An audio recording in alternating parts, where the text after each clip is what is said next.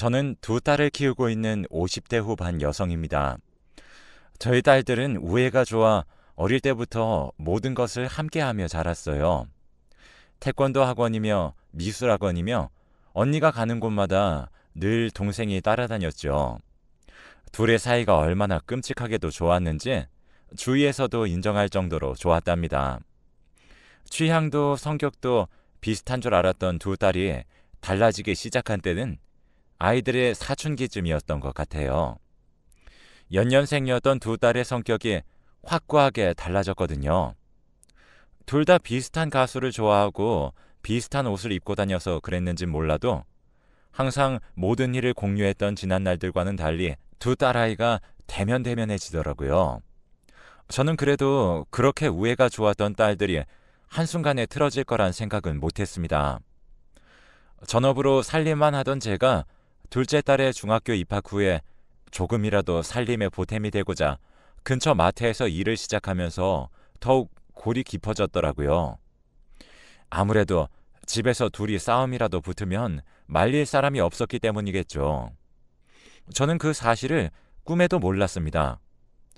동네 사람들도 전부 사이가 좋았던 자매로만 기억하고 있었으니까요. 서로 공부 경쟁도 하면서 네가 1등이니 내가 1등이니 하던 시절은 진작에 끝이 났습니다. 첫째 딸아이는 학교에서 알아주는 비행 청소년이 되어 있었고 둘째 딸아이는 그런 언니를 무척이나 피하기 시작했죠. 나중에 알았지만 첫째가 같은 학교를 다니는 둘째를 그렇게 괴롭혔다고 하네요. 둘째 아이의 교과서를 숨긴다거나 체육복을 쓰레기통에 버린다던가 하는 일은 아주 작은 일도 되지 않는다고 했죠. 언니의 친구들이 무서웠던 둘째 딸의 반 친구들은 어느 날부터 둘째 딸을 피해 다니기 시작했다고 합니다. 자연스럽게 반에서 왕따가 되고 말았던 것이죠. 조금만 참으면 언니가 고등학교에 진학을 하니 둘째는 그 시기만 잘 버티면 된다고 생각해서 저나 남편에게 말도 하지 않았대요. 일찌감치 말했더라면 많은 상황이 달라졌을 거라는 생각도 드네요. 동생이 본인을 피해 다니고 우리에게 말을 하지 못하고 있다는 사실을 알자 첫째는 동생에게 더 못되게 굴었다고 합니다. 걸핏하면 교실에 찾아가 시비를 걸고 그걸 지켜보던 첫째의 친구들까지도 둘째를 괴롭혔다고 하니 얼마나 학교 다니기가 싫었을까요? 그럼에도 둘째는 학업을 놓치지 않고 열심히 했습니다. 시험을 쳐서 성적을 잘 받아서 저희에게 칭찬을 듣게 되는 날에는 첫째의 괴롭힘이 훨씬 심해졌다고 하더군요. 공부한다고 필기해 놓은 공책을 찢어 놓는 것도 동생의 옷이나 화장품을 훔쳐가는 것 등의 일이 매일 반복되었다고 합니다. 전 착한 첫째 딸의 가면에 속아 아무것도 몰랐습니다. 첫째 딸이 고등학교에 입학하고 얼마 지나지 않아 사건이 한 번 터졌어요. 경찰서에서 연락이 한 통 오더군요. 마트에서 일을 하다 연락을 받고 부랴부랴 동네 파출소로 갔더니 첫째 딸아이가 다리를 꼰 채로 팔짱을 끼고 앉아 껌을 씹고 있더라고요. 무슨 일인가 하니 글쎄 첫째 아이가 편의점에서 물건을 훔쳤다고 하지 뭡니까? 딸아이에게 어서 말해보라 했더니 이제 와서 무슨 부모 행세냐면서 집에나 가라고 하더군요. 알아서 하겠다면서요. 도대체 미성년자가 뭘 알아서 할 수 있기에 알아서 하겠다는 건지 정말 하늘이 무너져 내리는 심정이었습니다. 무슨 물건을 훔쳤냐 했더니 편의점 주인이 생필품을 몇 개 훔쳤다고 하는데 그날 처음으로 집으로 와서 첫째 딸에게 손찌검을 했습니다. 저에게 처음으로 뺨을 맞은 딸은 이딴 집구석에서 살기 싫다며 집을 나가겠다고 했고 남편은 아이에게 언성을 높이며 이제 겨우 고등학생인 주제에 네가 가서 뭘 할 수 있겠느냐 윽박을 질렀어요. 둘째 딸은 겁에 질려 방에 들어가 있었고요. 계속된 말싸움에 갑자기 첫째 딸은 굳이 방에 있는 동생을 억지로 잡아 끌고 나와서는 얘는 공부 잘해서 예뻐하고 나는 공부 못한다고 미워하는 거야? 하면서 제게 소리를 질렀어요. 똑같은 배에서 낳은 똑같은 자식인데 누군 예쁘고 누군 밉고 그런 게 어디 있겠습니까? 그러면서 저에겐 그깟 푼돈 몇 푼 벌겠다고 마트에서 일한답시고 자기가 외롭고 힘들 때 엄마가 뭐 하나 도움 준 것 있냐고 쏘아붙이더군요. 저는 억울했습니다. 아이들이 중학생이면 혼자 등하교도 가능하고 아이들이 원하는 공부를 시켜주려면 남편의 벌이로는 조금 모자랐기 때문에 아이들을 생각해서 마트에 돈을 벌러 나갔던 거였어요.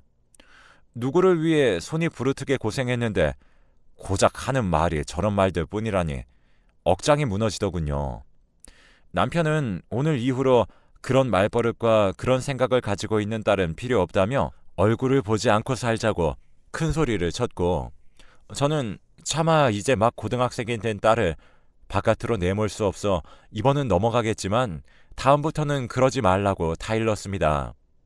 하지만 그 뒤로도 제 첫째 딸은 변하지 않았습니다. 고등학교 졸업도 출석 일수가 모자라 간신히 졸업했죠. 졸업하고 나니 정말 자긴 더 이상 이 집구석에서 살고 싶지 않다고 말하며 나가버리더군요. 어디로 가냐고 묻지도 못했습니다. 남편과 제가 퇴근하고 오니 둘째 딸만 거실에 혼자 앉아 엉엉 울고 있었거든요. 언니가 집을 나갔다면서 자기가 여태 열심히 모아뒀던 용돈들과 자기 옷이며 가방이며 화장품이며 돈이 될 만하거나 쓸만한 물건들은 전부 훔쳐갔다고 하면서요. 화가 나서 가슴을 퍽퍽 치고 있는 남편 몰래 둘째 딸은 저에게 통장이나 숨겨둔 쌈짓돈이 있으면 확인을 해보라고 하는 겁니다. 언니가 집을 나가기 직전에 엄마 방에 들어가서 한참을 뭔가 뒤지다가 나갔다고 하면서요. 저는 방으로 들어가 없어진 물건을 차근차근 살펴보았습니다. 그런데 없어진 물건이 꽤 많더라고요. 생활비로 쓰려고 현금으로 찾아두었던 50만 원과 결혼할 당시에 시어머니께 받았던 새 돈짜리 금가락지와 저희 친정어머니께서 돌아가시기 전에 저에게 주셨던 목걸이까지 사라졌습니다. 그 목걸이는 저희 친정어머니께서도 할머니께 물려받은 소중한 목걸이였는데 말이죠. 가운데 박힌 보석에 낡아 비싼 값을 하는 건 아니었지만 대대로 물려받은 의미 있고 소중한 물건들이었습니다. 저는 화가 나서 딸에게 전화를 했지만 역시나 딸은 제 전화를 차단했는지 받지 않더군요. 그래서 문자를 여러 통 남겨놨습니다. 다른 건 몰라도 목걸이는 돌려달라고요. 하지만 딸아이와는 연락이 되지 않았습니다. 속이 터져나갈 것처럼 화가 치밀었지만 겁을 먹은 둘째 딸 앞에서 차마 더 이상 화를 내지는 못하겠어서 둘째 딸에게 없어진 물건은 없다고 괜찮다고 안심을 시키고 방에 들여보냈습니다. 그 이후 남편을 방으로 불러서 모든 사실을 다 말했어요.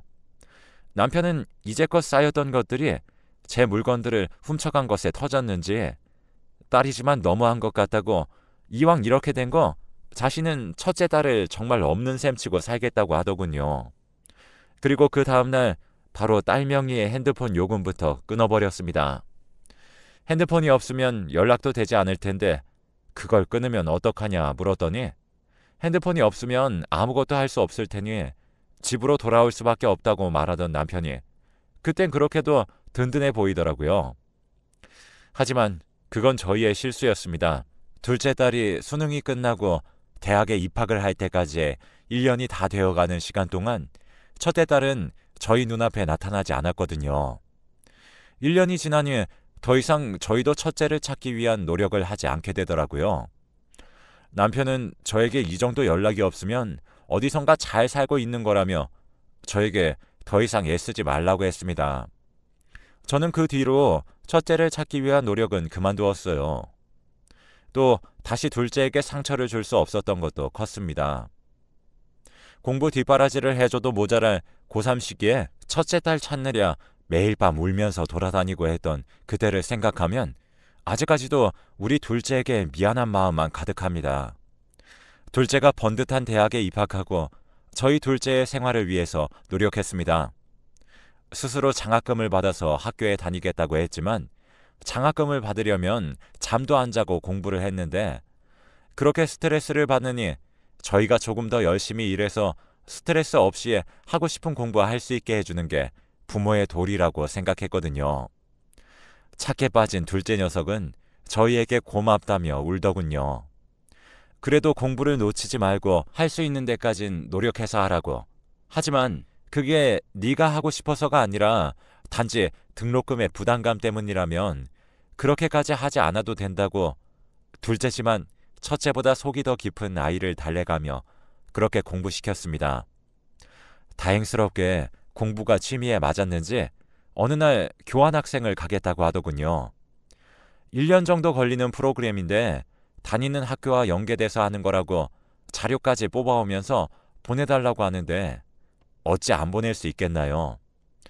다녀와라. 돈은 어떻게든 마련해주겠다 했습니다. 둘째가 신이 나서 며칠을 친구들에게 자랑을 했다고 하더군요. 그러다가 일이 터졌습니다.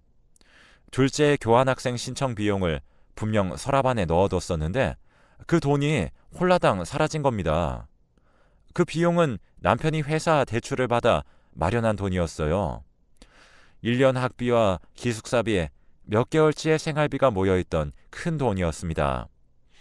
둘째 아이에게 솔직하게 털어놔 보라고 몇 번 다그쳤지만 둘째는 전혀 모르는 일이라고 하더라고요. 자기 교환학생 가는 걸 얼마나 기대했었는지 아냐면서 오히려 속상해 울었습니다. 그러고 나니 생각나는 사람은 첫째 딸밖에 없더군요. 둘째에게 언니와 연락을 하느냐고 물었더니 언니랑 딱히 연락은 하지 않는다고 했습니다. 하지만 며칠 전 둘째가 친구들에게 교환학생을 간다고 자랑했을 때 너네 언니는 어떻게 살고 있는지 소식은 아냐고 물어본 친구가 있다고 했죠. 저와 남편은 그 친구가 저희 첫째와 연락을 하고 있다고 확신했습니다. 첫째에게 네 동생은 교환학생을 간다고 연락을 했을 거라고요. 그래서 첫째는 집에 들어와 행패를 부리려다 돈을 훔쳐간 게 아닐까라는 생각을 했어요. 제가 무식한 탓인지 항상 귀중품을 그 서랍에 두었거든요. 집에 딱히 올 사람이 없다고 생각해서 늘 버릇처럼 그곳에 두었을 뿐인데 그 큰 돈을 그냥 가져갈 생각을 하다니 그것도 하필 돈 찾은 지 얼마 안 돼서 집에 찾아와 돈만 가져가다니 기가 막힐 따름이었습니다. 결국 저희는 둘째 딸을 위해 추가로 사내 대출을 받았습니다. 저는 마트 파트타임 일을 추가로 더 늘렸죠. 오랜 시간 근속했기에 점주님께서도 저에게 정직원을 권유하셨고 월급이 훨씬 좋아지고 딸도 다 키워 손이 덜 가는 상황이었기에 승낙했습니다. 이렇게 갚아 나간다면 추가 대출을 받아도 크게 부담스럽지 않을 것 같았기에 둘째를 위해서 더 노력했죠. 남편은 이미 하나뿐인 딸이라고 생각하고 있더군요. 후회해서 돌아온다면 받아줄 의향이 있다고 했었지만 돈을 훔쳐간 이후에 남편의 입에서 첫째의 이름이 나오는 경우는 없었습니다. 그렇게 22살 나이에 둘째 아이를 유학 보냈어요. 막상 조잘거리던 딸이 사라지자 은근한 적막감이 집에 감돌더군요. 남편과 둘이 그날 술을 한잔 했습니다. 그래도 우리 잘 살았다 서로를 다독이면서요. 비록 첫째 딸이 어떻게 살고 있는지 모르지만 그 돈 가져가서 조금이라도 등 따시게 배부르게 살면 그걸로도 우리 아이를 위한 도리를 하고 있는 게 아니냐 스스로를 위로했어요. 1년 뒤 공부를 끝마치고 온 둘째 딸의 얼굴에는 밝은 기운이 가득했습니다. 누구보다 더 당당해 보이는 모습에 비록 1년이었지만 얼마나 자랑스럽던지요. 대학을 졸업하면 외국에 나가 살고 싶다고 노래를 부르는 둘째를 보면서 조금 걱정도 되긴 했지만 어련히 알아서 잘하겠지 싶어 냅뒀습니다. 둘째는 학교를 졸업 후 그동안 받았던 학자금 대출을 비롯해서 교환학생 생활을 하며 썼던 돈들을 같이 갚아 나가겠다고 했습니다. 그렇게 취업 준비를 시작했고 똑똑했던 딸은 오랜 시간 걸리지 않고 취직도 뚝딱 해냈어요. 본인이 가고 싶어 했던 대기업은 아니었지만 딸아이의 말로는 미래가 보이는 기업이라고 했습니다. 월급도 섭섭지 않다고 하더군요. 사실 정확하게 얼마 버는지는 물어보지 않았습니다. 그렇게 회사 생활을 하던 딸이 어느 날부터 고민이 가득한 얼굴로 집에 돌아오기 시작했어요. 회사에 무슨 문제가 있나 싶었지만 어린 나이도 아니니 스스로 해결하게 냅두자는 남편의 말에 저는 좀 더 지켜봐야 할 필요가 있지만 일단은 냅둬보자고 동의했죠. 며칠을 그렇게 말수도 줄고 생각이 많아진 듯 하던 딸은 어느 날 퇴근 후 저희에게 말을 꺼냈습니다. 사실은 회사 근처 주유소에서 언니를 보았다고요. 남편과 저는 처음에 한 번에 알아듣지 못했습니다. 둘째 딸은 한숨을 푹 내쉬며 자초지종을 설명했죠. 회사 근처 식당에서 동기들과 밥을 먹고 후식을 사러 카페에 가는 길에 주유소에서 일하고 있는 언니를 발견했는데 살은 쏙 빠져서 뼈만 남았고 얼굴도 고생했는지 거무튀튀 하더라 하면서 처음엔 그렇게 나가더니 꼴 좋다 싶었지만 시간이 흐를수록 그래도 그렇게 애틋했던 언니인데 그리 살고 있는 것이 속상하더랍니다. 남편과 저는 믿을 수 없어 다음날 둘째 회사 근처 그 문제의 주유소에 차를 끌고 갔습니다. 둘째가 멀리서 봤지만 한눈에 봐도 언니의 얼굴이었다고 했는데 혹시나 몇 년째 못 본 사이 얼굴을 잊어 다른 사람과 착각했을 수도 있다고 생각했고 남편과 직접 보고 오는 것이 맞다고 생각해서 다녀왔었습니다. 그런데 첫째 딸은 정말 충격적인 모습이었어요. 손끝이 시커멓게 변할 정도로 말라 비틀어진 첫째 딸을 본 그 충격은 아마 평생이 가도 잊지 못할 것 같습니다. 남편도 그 모습이 보기 힘들었는지 고개를 틀더라고요. 딸은 주유를 하러 온 저희를 보곤 고개를 떨구었고요. 그때 뒤에서 웬 덩치 큰 남자 하나가 딸아이에게 소리를 지르며 일 똑바로 안 하냐고 사대질을 하는 겁니다. 남편이 화가 나서 그 덩치 큰 남자에게 내 딸에게 왜 소리를 지르냐? 당신이 여기 사장이냐? 하며 화를 내었어요. 그 덩치는 당신 딸이 나에게 진 빚이 얼마인 줄 아느냐? 그 돈 대신 갚아줄 것 아니면 가라면서 딸에게 내 돈을 다 갚기 전엔 어디도 못 간다고 으름장을 놓았습니다. 저는 울면서 그 남자에게 내 딸이 진 빚이 얼마길래 이렇게 피죽도 못 얻어먹은 얼굴로 일을 하고 있어야 하냐면서 도대체 월급이 나오고 있는 거냐고 물었습니다. 남자는 남은 빚이 아직도 7천만 원이나 된다면서 다 갚기 전엔 당연히 월급도 뭐가 없다고 했어요. 딸은 그 빚을 갚기 위해 땡전 한 푼 받지도 못하고 일을 하고 있었던 겁니다. 더 속상한 건 그 빚이 딸아이가 진 빚이 아닌 딸아이가 전에 만나던 남자가 졌던 빚이라고 했죠. 게다가 산 넘어 산이라고 딸아이에게 아이가 하나 있었습니다. 미혼모로 되어 있다고 하더군요. 남자가 빚만 남기고 도망갔대요. 혼인신고도 못하고 배는 점점 불러오고 남편은 없고 어쩔 수 없이 집으로 돌아가려고 했는데 그때 하필 집에 아무도 없었고 서랍 안에 큰 돈이 보여 돈만 들고 도망쳤다고 합니다. 그러면서도 저희를 원망하더군요. 엄마 아빠가 더 자기를 채찍질해서 가둬놨으면 이런 일 없었다고요. 기가 막혔지만 첫째 딸의 정서가 불안해 보여 잔소리도 못하고 집으로 데려왔습니다. 둘째 딸이 출퇴근하는 것을 보면서 며칠 조용하더니 다시 시비를 거는 첫째 딸에게 도대체 왜 동생을 못 잡아먹어 안달이냐고 물었더니 반 나눠서 자기와 함께 누리고 살아야 하는 것을 오롯이 동생에게 지원해 준 것을 생각하니 우라가 치밀어 오른대요. 그러면서 동생에게 지원했던 돈만큼 자기도 달라고 하더군요. 할 말을 잃은 상태에서 남편이 첫째 딸에게 네가 훔쳐갔던 동생의 교환학생비 말고 더 지원해 준 건 용돈 몇 푼이 끝이다 라고 말하자 첫째가 그 용돈 몇 푼이라도 달라, 안 그러면 화가 나서 못 견디겠다, 갓난쟁이 키우면서 아둥바둥 사는 게 얼마나 힘들었는 줄 아냐며 소리를 치더군요. 애 아빠가 다음날 현금 3천만 원을 들고 집에 들어왔습니다. 저에겐 어디서 났는지 묻지 말라고 하더군요. 눈치껏 혹시라도 돌아올지 모를 첫째 딸을 위해 아껴두었던 결혼 자금일 거라 생각했죠. 저에겐 없어도 될 첫째 딸이라고 했지만 어디 그게 그리 쉽나요? 남편은 첫째에게 돈 3천만 원을 던져주며 더 이상 보지 말자고 이게 내가 너를 위해 줄 수 있는 마지막 돈이고 네 동생도 3천만 원을 가져본 적이 없다고. 20대 후반을 달려가면서도 모은 돈 하나 없이 애만 덜컥 낳아와 부모의 권리, 자식의 권리를 운운하며 따져 묻지 말고 서로 없던 사람인 척, 모르는 사람인 척 그렇게 살자고 했습니다. 첫째 딸은 3천만 원을 덜썩 집어 주머니에 넣더니 집에선 왜 나가야 하느냐 묻더군요. 남편은 첫째에게 그 돈 이상은 못 준다. 가족들에게 항상 불만인 너와 얼굴 마주치며 살고 싶지 않다며 딸아이와 손주를 모질게 내쳤습니다. 집에서 쫓겨난 딸아이는 문 앞에서 한참 소리를 질렀지만 포기하고 돌아선 것 같더군요. 남편은 퇴근하고 온 둘째에게도 저에게도 신신당부를 했습니다. 2번 다신 받아주지 말라고. 더 이상 고통도 받지 말고 신경도 쓰지 말자고. 저 정신머리로는 아무것도 할 수 없는 식충이만 된다고요.